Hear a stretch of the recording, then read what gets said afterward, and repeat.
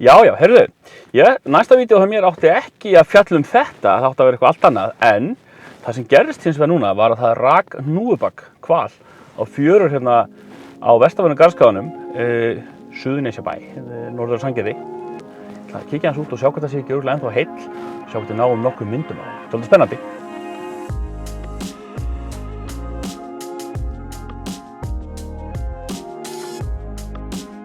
Já, hérna hann.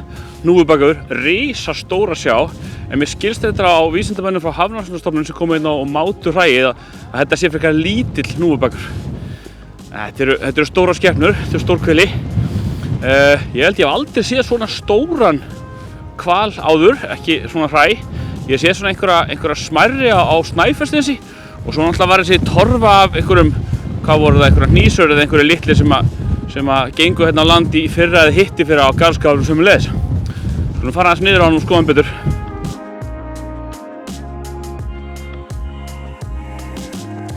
Hér eru þetta múgur og margberni að fylgjast með, sem við varum búast.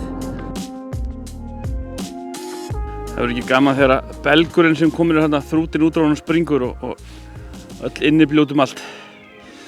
Það lyktar illa núna en það mun lykta illa þá.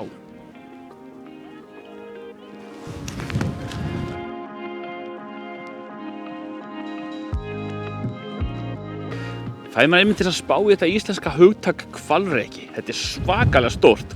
Svolítið áhugavert að hugtakið yfir þetta hafi fengið yfirfærða merkingu í tungumálinu og fór að þýða svona stór vinningur eða eitthvað sem að, bókstaflega rekur á fjörur þínar. Gaman hvernig svona tungumálið tengist svona atburðum.